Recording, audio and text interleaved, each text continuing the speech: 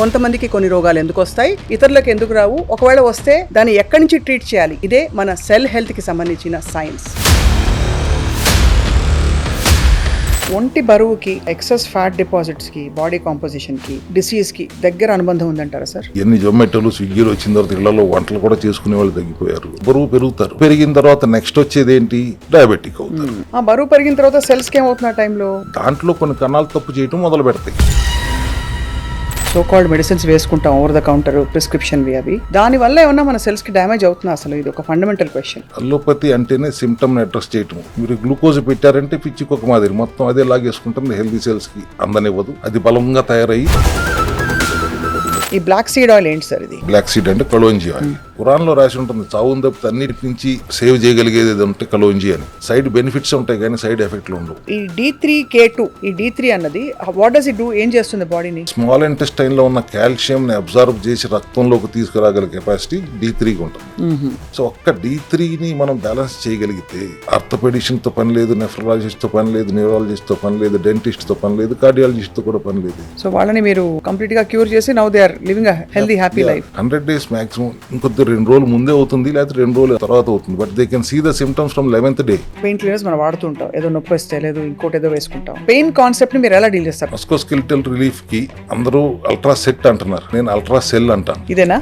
అది the same thing. దాంట్లో వావిలాకు నుంచి ఎక్స్ట్రాక్ట్ చేసిన ఆయిల్, తులసి నుంచి ఎక్స్ట్రాక్ట్ చేసిన ఆయిల్, ఉసిరి నుంచి ఎక్స్ట్రాక్ట్ చేసిన ఆయిల్, కొబ్బరి నూనె, ఈ 4 కాంబినేషన్ లో క్యాప్సిల్ చేస్తే నొప్పి తగ్గుతుంది. ప్రధానంగా హెల్దీ అడల్ట్ వాళ్ళకి ఏ రోగం లేదు, వాళ్ళు సెల్ హెల్త్ క్లినిక్ వచ్చారో లేదో, బట్ మీరు నమ్మే 2-3 సూత్రాలు. 40 నిమిషాలు కనీసం ఎక్సర్సైజ్ ఉండాలి. 20 నిమిషాలు యోగాను ప్రాణాయామాలు చేయండి. 4 లీటర్లు ఖచ్చితంగా నీటు తాగండి.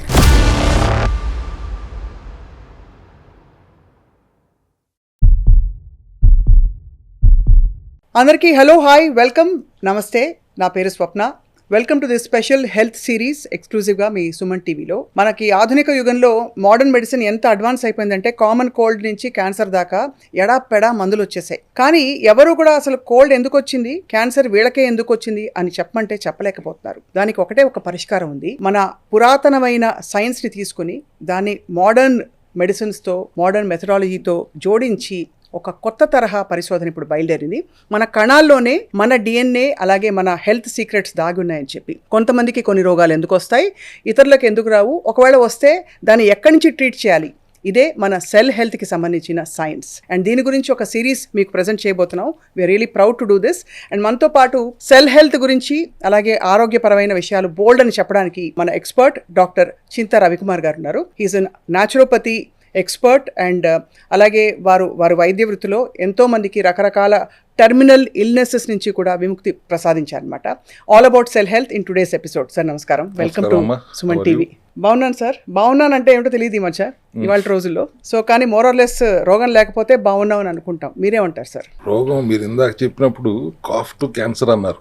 వేల రకాల జబ్బులు ఉండవు, ఉన్నది ఒకటే జబ్బు. ఓహో. కణం తప్పు చేయటం. Mall functioning of cell is the reason for any infection in the body. ఇప్పుడు స్వప్న అనే మీరు 25 లక్షల కోట్ల కణాలతో తయారయ్యారు. ప్రతి కణం 90% కణాలు ఒక్క రోజు నుంచి 120 రోజులే బ్రతికేది. కొత్తగా పుడతానే ఉంటాయి. సెల్ డివిజన్ జరుగుతూనే ఉంటుంది, అది నిరంతర ప్రక్రియ. దేని పని దానికి అప్పచెప్పబడింది. DNA ఏ సెల్ ఏం చేయాలని. కొన్ని సెల్స్ లంగ్స్ అవుతాయి, కొన్ని సెల్స్ లివర్ అవుతాయి. కొత్తగా వచ్చిన కణం చేయాల్సింది చేయకుండా రివర్స్లో పనిచేస్తే జబ్బు వస్తుంది. ఓహో, అన్ని జబ్బులకి ఇదే అంటారు అయితే? కిడ్నీ కణాలు తప్పు చేస్తుంటే కిడ్నీ జబ్బు అని పెడుతున్నారు. లివర్ కణాలు తప్పు చేస్తుంటే ఏదైనా కణమే కదా. కరెక్ట్, అవును.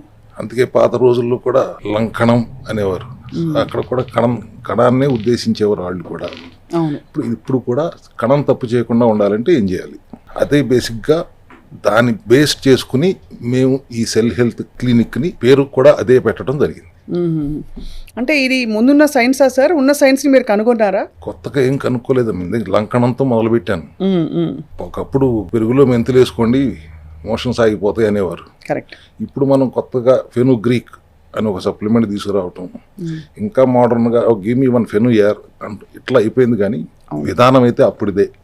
అన్నీ కూడా పాత విధానాలని మళ్ళీ గుర్తు చేయటమే మా ప్రయత్నం. కానీ కొత్తగా ఏ సైన్స్ పుట్టలేదు. ఇప్పుడు ఋషుల దగ్గర కాలం నుంచి ఉన్న ఆయుర్వేదం అనేది పుట్టింది మన భారతదేశంలో అనేది గర్వంగా చెప్పుకోగలం. సున్నాను కనిపెట్టింది మనం అయితే ఆయుర్వేదం కూడా మందే. కానీ ఇవాళ ఉన్న ఆయుర్వేదం అప్పటి ఆయుర్వేదం మధ్యలో వ్యత్యాసం ఉంటుంది. ఎందుకంటే మూలికల న్యూట్రిషన్ అప్పటిలాగా ఇప్పుడు ఉండదు కాబట్టి పురుగు మందులతో స్నానం చేయించిన. సరే, ఈ మందులు బాధేయడం అనేది ఒకటి ఏదైతే మనం సో కాల్డ్ మెడిసిన్స్ వేసుకుంటాం ఓవర్ ద కౌంటర్ ప్రిస్క్రిప్షన్వి, అవి దానివల్ల ఏమన్నా మన సెల్స్కి డ్యామేజ్ అవుతుందా? అసలు ఇది ఒక ఫండమెంటల్ క్వశ్చన్. అల్లోపతి అంటేనే సిమ్టమ్ని అడ్రస్ చేయటం, రూట్ కాజ్ని అడ్రస్ చేయరు. మీకు అందరికి కూడా ఇవాళ అదే కావాలి, అర్జెంటుగా నొప్పి తగ్గిపోవాలి, వెళ్ళి పని చేసుకోవాలి, సంపాదించుకోవాలి, కుటుంబాన్ని చూసుకోవాలి. అంతేగాని దాని మూలాల్లోకి వెళ్ళే అంత సమయం మీకు ఇవాళ జనరేషన్కి ఉండట్లేదు. బట్ అల్లోపతినే ఎందుకు ఆశ్రయిస్తున్నారు? అంతకుముందు జిల్లాకు ఒక గవర్నమెంట్ హాస్పిటల్ ఉండేది, ఇప్పుడు రోడ్డుకి ఒక 100 హాస్పిటల్స్ వచ్చేసినాయి, కానీ జబ్బులు తగ్గట్లేదు. Correct. Allopathy is basically symptom addressing mechanism. Emergency వస్తే మళ్ళీ అల్లోపతి తప్పితే ఇంకెవరు లేరు, దేవుళ్ళే వాళ్ళు. సర్జరీ చేయాలంటే వాళ్ళే చేయాలి, ఆక్సిజన్ పెట్టాలన్నా ఎటువంటి ఎమర్జెన్సీ అయినా ఆ మెకానిజం అల్లోపతినే ఫాలో అవ్వాలి. కానీ మేము ఇక్కడ ఆ రూట్ కాజ్ని అడ్రస్ చేస్తాం. రూట్ కాజ్ని అడ్రస్ చేసే క్రమంలో వాళ్ళని ఎలా మీరు డయాగ్నోస్ చేసి, అందరికీ ఇన్స్టెంట్ పరిష్కారాలు కావాలి మీరు అన్నట్టు, దాని ప్రాసెస్ అంతా కూడా మెథడాలజీ సెల్ లెవెల్ నుంచి ట్రీట్ చేసుకుంటూ ఆ రోగాన్ని తరిమేయడం అంత ఈజీయా సార్? చాలా ఈజీ. సెల్యులార్ లెవెల్లో శరీరం అంటేనే సెల్స్. సెల్ తప్పు చేయకూడదు అన్నాను. ఎందుకు తప్పు చేస్తుంది అనేది కూడా మనం డయాగ్నోస్ చేయాలి. రెండే కారణాలు: అందవలసిన పోషక పదార్థాలు అందకపోవటం, అందకూడని విష పదార్థాలు మీరు అందటం, deficiency and toxicity. So first thing you have to do is detox the body. అంతే కదా. Then address the deficiency, balance the deficiency and keep the malfunctioning cell on starving. వాటిని పస్తు పెట్టండి. వాటికి కావాల్సిన ఆహారం ఇవ్వకుండా వాటిని పస్తు పెడితే వాటి ఇమ్యూనిటీ పడిపోయి 100 నుంచి 120 రోజులుగా 90% సెల్స్ బతికేది. ఆ 100 రోజులు వాటిని పస్తు పెట్టి చంపటం, మనం చంపక్కర్లు అవే చేస్తాయి. ఎవ్రీ సెల్ 90% సెల్స్కి ఆయుష్ రాసి ఉంటుంది. ఒక్క రోజు నుంచి 120 రోజులే బతికేది. ఇప్పుడు మనం మాట్లాడుకుంటుంటే 1 కోటి సెల్స్ పుట్టుంటాయి, 1 కోటి సెల్స్ చచ్చిపోయి ఉంటాయి కూడా. సో ప్రతి క్షణం అలా రీజనరేషన్ జరుగుతూ ఉంటుంది బాడీలో. ఎస్ అమ్మా, సెల్ డివిజన్ జరుగుతూనే ఉంటుంది, కొత్తవి వస్తూ ఉంటాయి. That's a cycle. ఇంత అద్భుతమైన మెకానిజం మన శరీరానికి మించిన అద్భుతం మెకానిజం లేదు. కానీ అందరూ మర్చిపోయేది ఏంటి? సైకిల్ కొంటే సర్వీసింగ్ ఇస్తారు, ఇంత పెద్ద వాహనానికి సర్వీసింగ్ అవసరం అనే చిన్న విషయం మర్చిపోతారు. 6 నెలలకు ఒకసారి ఒక 20 రోజులు 21 రోజులు బండి సర్వీసింగ్ ఇవ్వండి అనేది నా నినాదం అసలు బేసిక్. ఈ సర్వీసింగ్, శరీరానికి సర్వీసింగ్ అంటే ఏంటి సార్? చాలా మంది ఇప్పుడు కొత్తగా వెళ్ళి అమాంతం వెళ్ళి 2-3 రోజులు ఏదో కేరళ వర్క్షాప్ లో వెళ్ళి అన్ని రాయించుకుని పూయించుకుని గంజి తాగేసి 2 పూటలు మళ్ళీ బ్యాక్ టు స్క్వేర్ వన్. లేకపోతే కొంతమంది వెళ్ళి ఇంకేదో చేస్తారు, అలా రకరకాలు ఇంటర్మీడియట్ ఫాస్టింగ్ అంటారు, ఓమాడ్ 1 మీల్ a day అంటారు. సో వీటన్నిటిలో ఉత్తమం ఏది అని చెప్పడం సాధ్యమా? సర్వీసింగ్ కి రకరకాల మార్గాలు ఎంచుకోవచ్చు. సర్వీసింగ్ అంటే నేను ఇందాక చెప్పింది డీటాక్స్ అవ్వాలి, బాడీ డీటాక్స్ అవ్వాలి, డెఫిషియన్సీ ఏదైతే ఉందో దాన్ని బ్యాలెన్స్ చేయాలి. ఇప్పుడు ఇంటర్మీడియట్ ఫాస్టింగ్ అన్నారు. Basic fuel to any cell మన ఎనాటమీలో మొదటి సంవత్సరం నేర్పించేది glucose. But healthy cells glucose పెట్టినా, ఫైబర్ పెట్టినా, ఫ్యాట్ పెట్టినా, ప్రోటీన్ పెట్టినా, ఏది పెట్టినా అది తినేసి వాటి పని చేసుకుంటే టైం వచ్చినప్పుడు చనిపోతాయి, కొత్తవి వస్తూ ఉంటాయి. బట్ మాల్ ఫంక్షనింగ్ సెల్స్కి 90% ఫ్యూయల్ గ్లూకోజే. మీరు గ్లూకోజ్ పెట్టారంటే పిచ్చికొక మాదిరి మొత్తం అదే లాగేసుకుంటుంది, హెల్దీ సెల్స్కి అందనివ్వదు, అది బలంగా తయారయ్యి ఇంకా చెడగొడతాం. సో 2 రకాల చెడు చేస్తుంది అన్హెల్దీ సెల్స్ అన్నవి. ఎస్, ఓకే, ఆ తీవ్రతను పెరుగుతుంది. సో ఇప్పుడు మన విధానంలో గ్లూకోజ్ ఆహారంలో ఉండకుండా చూస్తే వాటి ఇమ్యూనిటీ పడిపోతే అప్పుడు మీరు అన్నట్టు కాఫ్ టు క్యాన్సర్, ఎటువంటి అనారోగ్యమైన కణం తప్పు చేయటమే. కాబట్టి ఆ కణానికి అందాల్సిన ఇంధనం అందనివ్వకుండా ఆపటం ఎలా అనేది సెల్ హెల్త్ విధానం. సో సంపూర్ణ లంకణమా, లేక కార్బోహైడ్రేట్స్ గ్లూకోజ్ తొందరగా పైకి వెళ్లే ఫుడ్స్ ని మాత్రం ఎలిమినేట్ చేయడమా? మీ మెథడాలజీ ఎలా ఉంటుంది? గ్లూకోజ్ అంటే డైరెక్ట్ గా స్వీట్స్, షుగర్స్ డైరెక్ట్ గానే గ్లూకోజ్, బట్ కార్బోహైడ్రేట్స్ కూడా కన్వర్ట్ అయ్యేది గ్లూకోజ్ కిందే కదా. అవును. అల్ట్రా లో కార్బ్, టోటల్ గా కార్బోహైడ్రేట్ ఇన్హిబిట్ చేయడం ఎవరి వలన కాదు, కూరగాయల్లో కూడా ఉంటుంది. నాట్ మోర్ దెన్ 10% కార్బోహైడ్రేట్ ఉండేలా చూసుకుంటూ ఒక విధానం. అది చేయలేము అన్న వాళ్ళకి ఆటోఫేజీ. ఆటో అంటే సెల్ఫ్, ఫేజీ అంటే ఈటింగ్, సెల్ఫ్ ఈటింగ్. మన cells, healthy cells unhealthy cells ని, డెడ్ సెల్స్ ని తినేయటం అనేది ఆటోఫేజీ. బట్ దానికి 16 గంటల నుంచి 18 గంటలు ఫాస్టింగ్ లో ఉండాలి.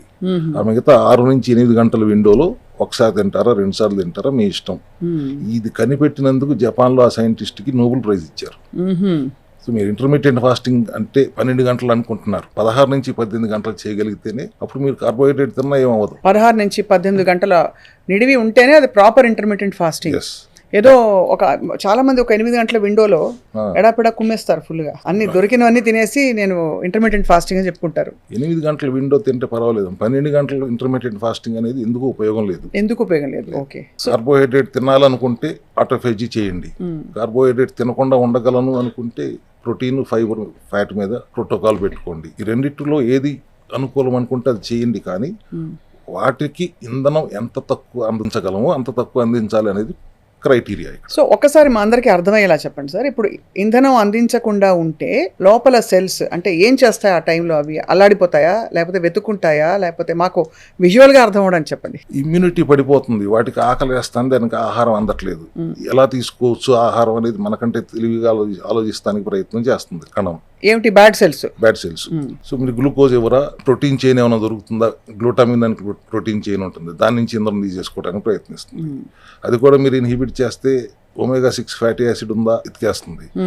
చీర ఏవి కాకపోతే సరే ఫ్యాట్ నుంచి కూడా తీసుకుందాం అని ప్రయత్నం కూడా చేస్తుంది. సో ఆ వెతుకులాట ప్రాసెస్లో 100 రోజులు అయిపోతుంది. సో రిజల్ట్ మనకి త్వరగా రావడానికి కార్బోహైడ్రేట్స్ని ఇన్హిబిట్ చేయటం అనేది, క్యాన్సర్ కూడా అంతే. అంటే ఒంటి బరువుకి, తర్వాత ఎక్సెస్ ఫ్యాట్ డిపాజిట్స్కి, బాడీ కాంపోజిషన్కి, డిసీజ్కి దగ్గర అనుబంధం ఉందంటారా సార్?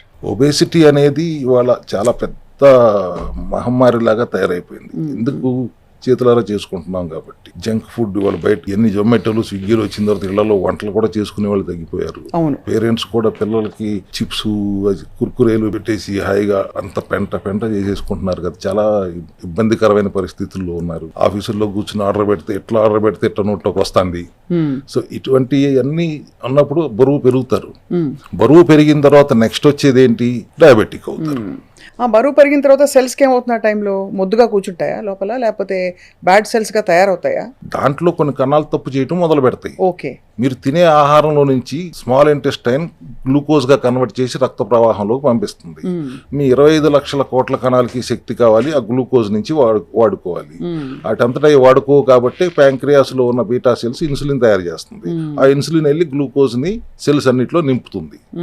సెల్స్ అన్ని నిండిపోయినాయి గ్లూకోజ్తో, ఇంకా రక్తంలో గ్లూకోజ్ మిగిలి ఉంది. అప్పుడు మళ్ళీ ఇన్సులిన్ వెళ్ళి లివర్కి చెప్తుంది, అందరికి అర్థమయ్యే భాషలో చెప్తుంది, లివర్కి చెప్తుంది దీన్ని ఫ్యాట్ కింద కన్వర్ట్ చేయని.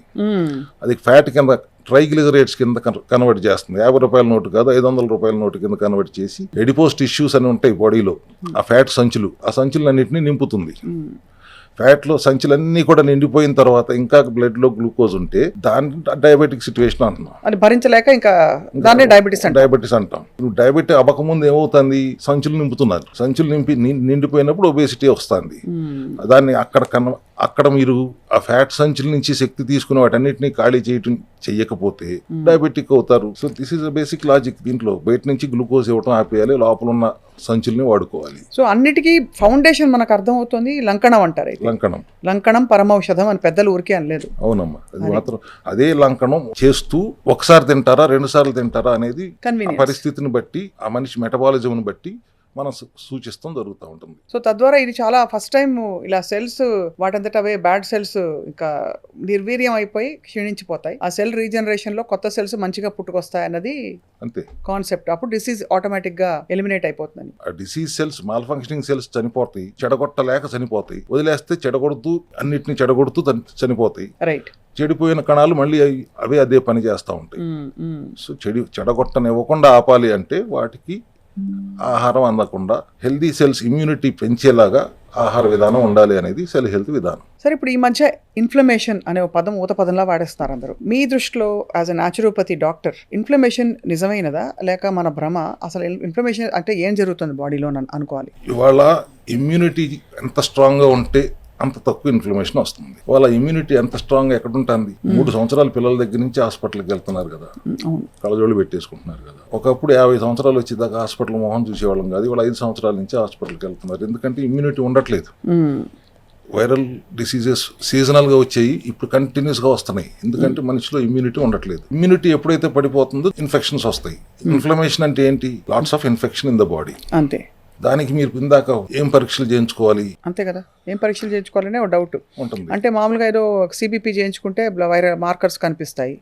కొన్ని పర్టికులర్ జ్వరంగా వస్తే అది ఇంకొక ఇది. కానీ ఏ సిమ్టమ్స్ లేకుండా నాకు ఇన్ఫ్లమేషన్ ఉందని విద్యాబాలన్ గారు చెప్పారు ఫర్ ఎగ్జాంపుల్. బాడీలో ఇన్ఫ్లమేషన్ ఉంది, యాంటీ ఇన్ఫ్లమేటరీ డయట్ ఎప్పుడైతే నేను మొదలు పెట్టానో అప్పటి నుంచి నాకు ఇది తగ్గిపోయింది మొత్తం అంతా అని చెప్పింది. ఇన్ఫ్లమేషన్కి ఈఎస్ఆర్ సిఆర్పిఓ చేయించుకుంటున్నారు. ఇన్ని పరీక్షలు ఎన్ని వచ్చినాయి, 1000 టెస్టులు వచ్చేసినాయి కదా. అవును. అసలు ఇవన్నీ అవసరమా? ఇదొక పెద్ద మాఫియా కాదా? ఒకప్పుడు 4 బయట పెట్టమనేవారు, కళ్ళు చూసేవారు, గోర్లు చూసేవారు, నాడి చూసేవారు, అంతే కదా. ఏ టెస్టులు ఉండేవి కాదు కదా, డయాగ్నోస్ అయ్యేదిగా. ఇవాళ 20 రూపాయలతో రియేజెంట్ వస్తుంది, 300 నుంచి 5,000 రూపాయలు టెస్ట్ ఛార్జ్ చేస్తున్నారు.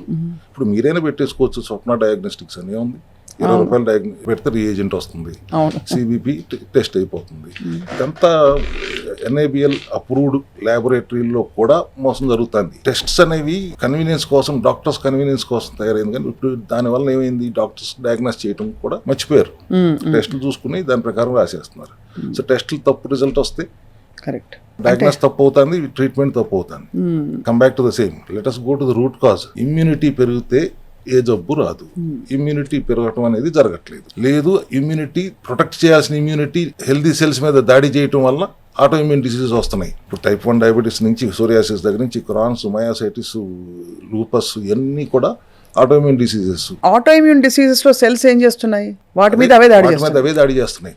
ఎందుకు వస్తుంది ఆ మెసేజ్ సిగ్నల్? దానికి 70% ఆఫ్ ది ఇమ్యూనిటీ గట్ లో ఉంటుంది. గట్ ఒక రకంగా చెప్పాలంటే ఇమ్యూనిటీకి ట్రైనింగ్ ఇస్తుంది, ఏమి రానివ్వచ్చు, ఏమి రానివ్వకూడదు అని.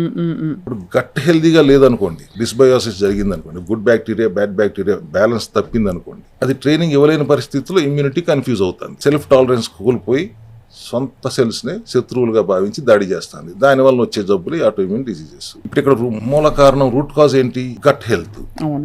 మీరు అట్లా కాకుండా స్టెరాయిడ్లు వేసేసి ఇమ్యూనిటీ పడగొట్టేద్దాం అని చేసే ప్రయత్నం అంతా వ్యర్థం అవుతుంది. అందుకని ఆటో ఇమ్యూన్ డిసీజెస్కి క్యూర్ అనేది లేదు, కంట్రోల్ చేయడానికి ప్రయత్నం తప్పితే. మన దగ్గర ఎందుకు గర్వంగా చెప్పగలుగుతున్నాం, రూట్ కాజ్కి వెళ్ళి అడ్రస్ చేస్తున్నాం, గట్ హెల్త్ని ఇంప్రూవ్ చేస్తున్నాం, అవసరమైతే కొలోన్ హైడ్రోథెరపీ చేస్తున్నాం, చిన్న పేగుని పెద్ద పేగుని హెల్దీగా ఉండేలా చేస్తున్నాం. సో దట్ ఇమ్యూనిటీకి అది మళ్ళీ ట్రైనింగ్ ఇచ్చి బ్యాలెన్స్ చేయగలుగుతాం.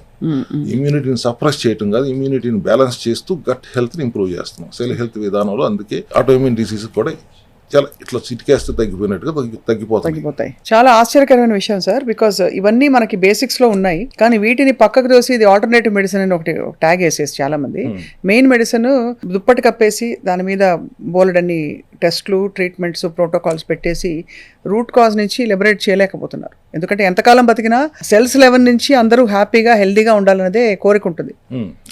సో దీనిలో సార్ ఇప్పుడు న్యాచురోపతిలో, మామూలుగా ఆయుర్వేదంలో న్యాచురోపతిలో మనకి పొట్ట బాగుంటే అన్నీ బాగుంటాయి అన్నది ఒక నమ్మకం. సో ఫస్ట్ క్వశ్చన్ ఏమడుగుతారు, మీకు విరోచనం బాగా అవుతున్న విరోచనం అని చెప్పి. సో మీరు సెల్ హెల్త్ విధానంలో sir what are your diagnostic tools? మీకు మీ వరకు పొట్ట బాగుంటే అంటే నేను దాన్ని గట్టు బాగుంటే అన్నాను, అంతే. అదే నేను కొత్తగా కనిపెట్టింది కాదు, మీరు ఎప్పటి నుంచో అందరూ అడిగేదే పొట్ట బాగుండాలి. Gut health is first top priority. Diagnose చేయటం ఏంటంటే మేము నాడి చూసుకుని చేస్తాము. పాత విధానాల మీద మేము ఎక్కువ ఆధారపడతాం. అంటే టెస్టులు చేయించమని కాదు, కొన్ని టెస్టులు చాలా ఉపయోగపడుతున్నాయి. అడ్వాన్స్డ్గా వచ్చిన దాన్ని మనం వాడుకోవటం తప్పులేదు, కానీ దాన్ని మిస్యూజ్ చేస్తున్నారనే ఆవేదన మాత్రం నాకు ఉంటుంది ప్రస్తుతం. డయాగ్నోస్ చేసే విధానం అంటే అగైన్ సెల్యులార్ లెవెల్లోకి వెళ్ళాలి. Cellular level, or cell functioning is good or not, cell malfunction అవ్వకుండా ఉందా లేదా అనేది చూసుకోవటం అనేది ఒక చిన్న విధానంతోనే మనం అన్ని కనుక్కోవచ్చు, దాని మూలాలు అన్నీ కనుక్కోవచ్చు. సో అక్కడి నుంచి మీరు అన్నట్టు ఎలిమినేషన్ ఒకవైపు, రీజనరేషన్ మరోవైపు, ఇవి ప్యారలల్గా జరిగితే మనకి పటిష్టంగా తయారైన ఒక ఫౌండేషన్ బాడీలో, అక్కడి నుంచి డిసీజ్ రాకుండా లేదా ఎలిమినేట్ చేస్తూ తగ్గించి ప్రివెంటివ్ హెల్త్ కేర్ దిశగా ప్రయాణం చేయాలి. ప్రపంచం అంతా వాళ్ళ ప్రివెంటివ్ హెల్త్ కేర్ దిశగా వెళ్తాంది. సెల్ హెల్త్ విధానం కూడా అది. ప్రివెంటివ్ హెల్త్ కేర్ అంటే అన్ని అవయవాలు, అంటే సెల్సే అనుకోండి, అవయవాలన్నీ కూడా సరిగ్గా పనిచేస్తున్నాయా లేదు. సరిగ్గా పనిచేయాలంటే ఏం చేయాలి? ఫర్ ఎగ్జాంపుల్ థైరాయిడ్ ఉంది, ఇవాళ అందరికీ సామాన్యమైన సబ్జెక్ట్ అయిపోయింది. థైరాయిడ్ ప్రాబ్లం ఎక్కడో చోట ఉంటానే ఉంది ఎక్కువ శాతానికి. ఎందుకు? థైరాక్సైన్ అనే T4, ట్రైఐడోథైరోనైన్, T3, T4, TSH కదా మనం వినేది. T4 ఇన్యాక్టివ్ ఫామ్లో ఉంటుంది, T3 యాక్టివ్ ఫామ్లో ఉంటుంది. ఈ ఇన్యాక్టివ్ది యాక్టివ్గా కన్వర్ట్ అయ్యేది ఎక్కడ? లివర్లో, కిడ్నీలో, గట్లో. సో ఈ మూడు సరిగ్గా ఉంటున్నాయా లేదా చూసుకున్నంతసేపు మనకి థైరాయిడ్ ప్రాబ్లం రాదు. ఎంతసేపు నేను అదే నా వాదన అదే ఉంటుంది, రూట్ కాజ్ని అడ్రస్ చేద్దాం.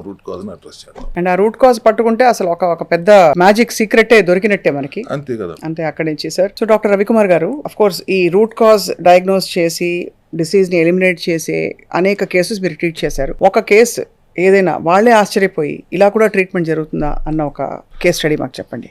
అమ్మా ఇప్పుడు 4 సంవత్సరాలుగా 75,000 మంది పేషెంట్లు మా దగ్గరికి రావడం జరిగింది. దానికంటే కొద్ది కరెక్ట్ ఫిగర్ కాదు కానీ 75 పైచిలకు. బరువు తగ్గటం చాలా తేలిక అనేది అందరూ నమ్మలేనిది మా దగ్గర ఈజీగా జరిగేది. జీవితాంతం షుగర్ మందులు వాడాల్సిందే డయాబెటిక్ అయితే అనే దాన్ని రివర్స్ చేసి మందులు వాడాల్సిన అవసరం లేదు, 100 రోజులు సినిమా మా దగ్గర ఉంటే చాలు అని చెప్పి ఎంతో మందిని రివర్స్ చేశాం 100 రోజుల్లో. ఫ్యాటీ లివర్, థైరాయిడ్ లాంటి సమస్యలను కూడా చాలా అవలేలుగా ఏదైనా 100 రోజుల సినిమానే మన దగ్గర. అంటే జస్ట్ జోక్ కోసం అన్నాను కానీ 100 days ఎందుకన్నాను, సెల్ లైఫ్ 120 days దాటలేదని చెప్పే కదా 90% సెల్స్.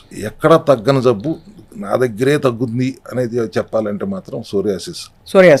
ఓకే. 100 days నరకం సోరియాసిస్ అంటే. Not only physical problem, itching కానీ దురదలు కానీ, మెంటల్గా also they are not very happy. Because బయటికి వెళ్ళి ప్రజల ముందుకు వెళ్ళినప్పుడు అవన్నీ చూస్తే అంటరాని వాడికి ఎంత వస్తారు వెళ్ళి. అవును, చాలా పెద్ద స్టిగ్మా అది. అటువంటి దాన్ని రివర్స్ చేయగలిగినప్పుడు వాళ్ళు అసలు వాళ్ళ కళ్ళ ఆనందాన్ని చూసిన తర్వాత ఆ కిక్కే వేరే లాగా ఉంటుంది మాకు. Sir of course cell level diagnosis okay. So మీరు దానికి ఫుడ్, లైఫ్ స్టైల్, మెడిసిన్స్ వాడారా, ట్రీట్మెంట్స్ వాడారా, ఎలా సార్? మొత్తం ఇట్స్ కంబైన్డ్ ఇలా 100 రోజుల పాటు. జీవన శైలిలో మార్పులు, సప్లిమెంటరీ సపోర్ట్, ఫంక్షనల్ మెడిసిన్ లాగా పనిచేసే సప్లిమెంటరీ సపోర్ట్ మా స్ట్రెంగ్త్. మామూలుగా అయితే సప్లిమెంట్ అనగానే ఒక చిన్న చూపు, ఫుడ్ సప్లిమెంటే కదా, బయో అవైలబుల్ కాదు కదా, అబ్జార్బ్ అవ్వదు కదా, పసుపు ఇంట్లో వాడుకుంటే సరిపోతుంది కదా, దాని కుర్కుమిన్ ఎందుకు, ఇట్లా మాటలు వింటా ఉంటాం మనం. కానీ పసుపు నుంచి వచ్చే కుర్కుమిన్ 300 గ్రాములు పసుపు వాడితే 5 గ్రాములు కుర్కుమిన్ వస్తుంది. మీరు ఎప్పుడు వాడాలి 300 గ్రాములు పసుపు? ఒక నెల వాడితే వస్తుంది కనీసం నెల 2 నెలలు పడుతుంది. So we have to extract. కానీ ఎక్స్ట్రాక్ట్ అయిన తర్వాత curcumin fat soluble, water soluble కాదు కదండి, డైరెక్ట్గా వచ్చి అడుగుతారు. So how to make it bioavailable, fat soluble చేయాలంటే పెప్పరైన్ యాడ్ చేస్తాం. Full technology, phytosomal technology, liposomal technology, nano technology, వీటన్నిటిని వాడి మేము బయో అవైలబిలిటీ పెంచాం కాబట్టి మా సప్లిమెంట్ని మేము ఇవాళ ఫంక్షనల్ మెడిసిన్ అంటున్నాం.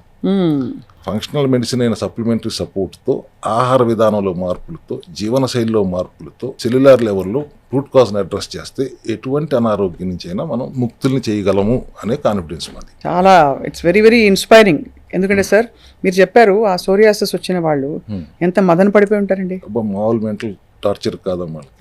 సో వాళ్ళని మీరు కంప్లీట్ గా క్యూర్ చేసి now they are living healthy happy life. 100 days maximum, ఇంకొద్ది 2 రోజులు ముందే అవుతుంది, లేకపోతే 2 రోజులు తర్వాత అవుతుంది. But they can see the symptoms from 11th day. 21 days ఒకసారి బాడీలో మెటబాలిక్ చేంజెస్ వస్తుంటాయి. So we do anything for 2 metabolic changes, మనకు రిజల్ట్ కనపడుతుంది. రిజల్ట్ రాదు, రిజల్ట్ కనపడుతుంది, దేర్ ఇస్ అ చేంజ్ అనేది. ఇప్పుడు మీరు అడుగుతున్నారు కాబట్టి ఒక పర్పస్ తో కూర్చున్నాం కాబట్టి ఇదంతా డిస్కషన్, లేకపోతే ఈ సోదంతా మాకెందురా అని రకాలు ఎక్కువ ఉన్నారు. ఇప్పుడు పోసే దానికోసం దీన్ని మూఢనమ్మకంగా మార్చారు అన్ని మతాల వాళ్ళు. మండలం దీక్ష అని, రోజా ఫాస్టింగ్ అని, ఈస్టర్ ఫాస్టింగ్ అని, కనీసం దేవుడికి భయపడన్నా ఒక మండలం చేస్తారనే ఉద్దేశంతో ఉంటారేమోనని. నోటికి తాళం వేయాలి అయితే, అంతే, నోటికి తాళం వేయాలి. అండ్ ఆల్సో సార్ మీరు నమ్మే ఫండమెంటల్ ప్రిన్సిపల్స్ మనం వైండప్ చేసేలోపు ప్రధానంగా హెల్దీ అడల్ట్, వాళ్ళకి ఏ రోగం లేదు, వాళ్ళు సెల్ హెల్త్ క్లినిక్ వచ్చారో లేదో, బట్ మీరు నమ్మే 2-3 సూత్రాలు. ఉదాహరణకి ఇంత నిద్ర, ఉదాహరణకి ఇంత వ్యాయామం, ఇన్ని లీటర్ల నీళ్లు, మీ ఇష్టం. సెడెంటరీ లైఫ్ స్టైల్ నుంచి బయటికి రండి. 40 నిమిషాలు కనీసం ఎక్సర్సైజ్ ఉండాలి. ఒక 20 నిమిషాలు యోగాను, ప్రాణాయామాలు చేయండి. 4 లీటర్లు ఖచ్చితంగా నీళ్లు తాగండి. 4 లీటర్లు. బాడీని సిట్రిక్ స్టేట్ లో ఉంచుకోండి. నిమ్మకాయలు సి విటమిన్ ఎక్కువ ఉండేలాగా చూసుకోండి. విటమిన్ D3 డెఫిషియన్సీ లేకుండా చూసుకోండి. విటమిన్స్ కానీ, మినరల్స్ కానీ, ఎంజైమ్స్ కానీ, న్యూట్రిషన్ కానీ ఏదైతే డెఫిషియన్సీ లేకుండా చూసుకోండి. అనవసరమైన చెత్త తినకండి. ఇవాళ మీరు తింటున్న జంక్ ఫుడ్ నుంచి దూరంగా ఉండండి. అదొక పెద్ద ఫుడ్ మాఫియా, మెడికల్ మాఫియా కంటే మించిన మాఫియా లాగా తయారైపోతుంది. 42 రోజులు, సంవత్సరానికి ఒక్కసారి బండిని సర్వీసింగ్ ఇవ్వండి. డిటాక్స్ చేసుకోండి. 42 రోజులు చేయాలి సార్. ఆ రోజులు అంటే మొత్తం మానేయాలా? అన్ని తినండి అమ్మా. డిటాక్స్ చేసుకుంటూ కార్బోహైడ్రేట్ లేని ఆహారం తీసుకోండి. ఒక 42 days, మండలం రోజులు అంటారు కదా, అలా 42 days. అది 42 days ప్రివెంటివ్ హెల్త్ కేర్ దిశగా. ప్రాబ్లంతో వస్తే 100-120 రోజులు చేయాలి. ప్రాబ్లం లేకుండా ఉండాలంటే 42 రోజులు, సంవత్సరానికి ఒకసారి చేస్తే సరిపోతుంది. అట్లా కూడా కుదరదంటే 6 నెలలకు ఒకసారి 21 రోజులు చేయండి పోనీ. But ultimately preventive health care దిశగా ఆలోచన ఉండేలా చూసుకోండి. బాగుంది సార్, చాలా ఆచరణ సాధ్యం, చాలా ఆరోగ్యకరం. ఇంకా చాలా విషయాలు మన సిరీస్ లో మనం రాబోయే ఎపిసోడ్స్ లో తెలుసుకోబోతున్నాం. స్పెసిఫిక్ డిసీజెస్ గురించి, డయాబెటీస్ అసలు ఎక్కడి నుంచి బయలుదేరుతుంది, దాన్ని ఎలా ట్రీట్ చేయాలి, ఎలా క్యూర్ చేస్తారు మీరు, అలాగే ఒబిసిటీ, అలాగే ఇంకా ఇన్ఫర్టిలిటీ చాలా పెద్ద సమస్య. బట్ మనం వైండప్ చేసే లోపు sir I want to ask you, మనకి ఈ మధ్య మైక్రో న్యూట్రియంట్స్ మన బాడీలో ఎప్పుడు మన పూర్వీకులు విననివన్నీ వింటున్నాం ఇది అవసరం అని చెప్పి. వాళ్ళకి ఎలా వచ్చింది, మనకు ఎందుకు రావట్లేదు, ఇప్పుడు తీసుకోవడం వల్ల ఇవి ఎలా మన హెల్త్కి మేలు జరుగుతుంది. బ్లాక్ సీడ్ ఆయిల్ ఉదాహరణకి, ఈ బ్లాక్ సీడ్ ఆయిల్ ఏంటి సార్? ఇది కలోంజీ అంటాం కదా, కలోంజీ ఆయిల్. బ్లాక్ సీడ్ అంటే కలోంజీ ఆయిల్. ఖురాన్లో రాసి ఉంటుంది, చావుని తప్పితే అన్నిటి నుంచి సేవ్ చేయగలిగేది ఏది ఉంటే కలోంజీ అని. అంటే అంత పవర్ ఉందా సార్? ఇన్ఫ్లమేషన్ అన్నారు ఇందాక, inflammation anti inflammatory properties black కలోంజీలో ఉన్నంతగా దేంట్లోనూ ఉండదు. అది ఆయిల్ ఎక్స్ట్రాక్ట్ చేసి బయో అవైలబిలిటీ పెంచిన తర్వాత ఆ supplementary again functional medicine. Bioavailability అంటే మనకి అబ్జార్ప్షన్ ఉండడం, వేసుకున్న వెంటనే అది పని చేయటం మొదలు పెట్టి ఎంత తిన్నామని కాదు, బుల్లెట్ దిగిందా లేదా అంతే తెలుసుకోవాలంటే ఇదే. సో కలోంజీ ఆయిల్ అంత పవర్ఫుల్లా సార్? అవును. రెండు గుణాలు చెప్పండి సార్ కలోంజీ ఆయిల్ గురించి. Anti inflammatory, anti microbial. జబ్బు రాకుండా ఆపగలదు, వచ్చిందంటే కూడా వెంటనే తగ్గించగలదు. న్యాచురల్ గా తగ్గించాలంటే సప్లిమెంట్స్, ఆహార విధానంలో మార్పులు.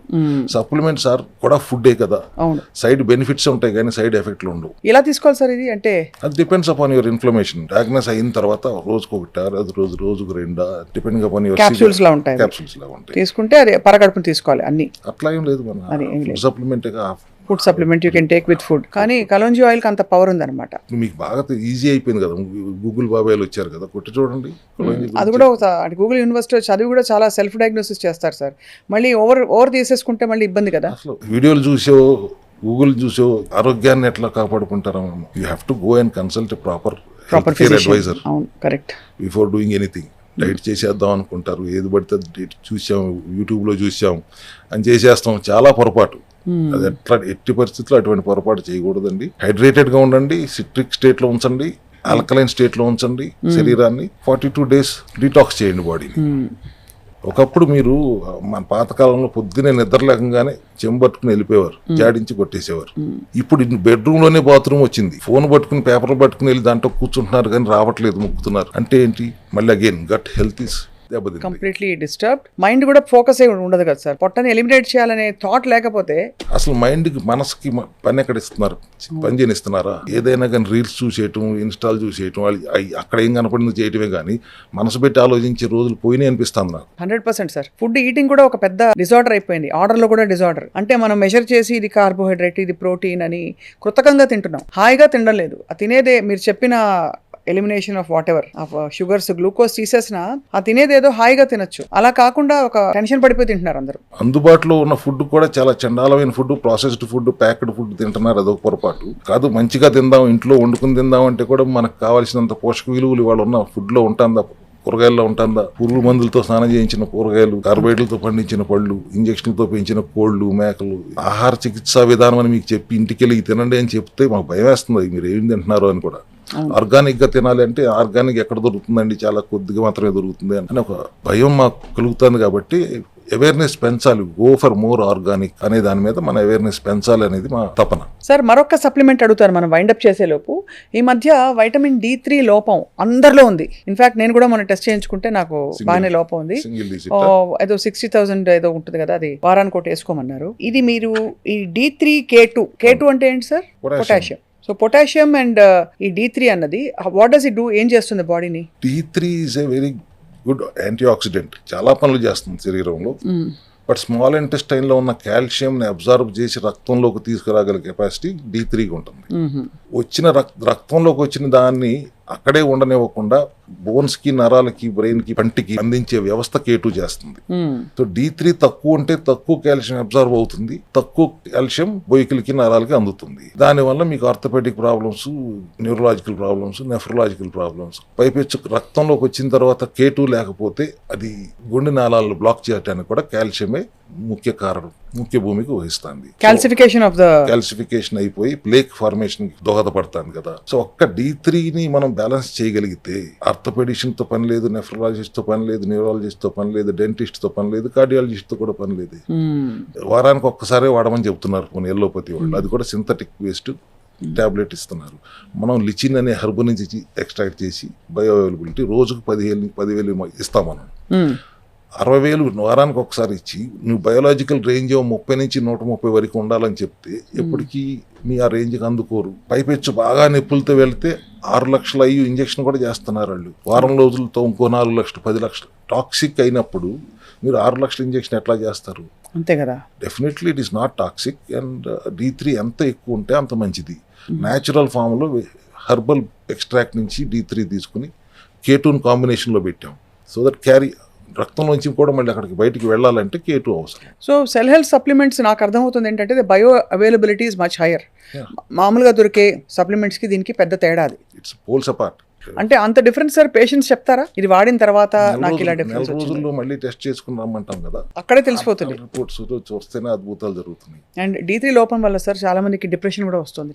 D3 అల్టిమేట్గా కాల్షియం ఉంది. మీరు కార్డియాలజిస్ట్ దగ్గరికి వెళ్తారు, హార్ట్ బ్లాక్, కొలెస్ట్రాల్ ఎక్కువైపోయింది అంటారు. కానీ అల్టిమేట్గా జరుగుతుంది కాల్షియం వలన, కొలెస్ట్రాల్ వలన కాదు మీ హార్ట్ ప్రాబ్లం అని తెలిసినప్పుడు ఆటోమేటిక్ యాంటీ ఆక్సిడెంట్గా పనిచేసేది బ్రెయిన్ బ్యారియర్, గట్ బ్రెయిన్ యాక్సెస్ని డిస్టర్బ్ చేస్తుంది. So definitely D3 deficiency is a basic problem అందరిలోనూ.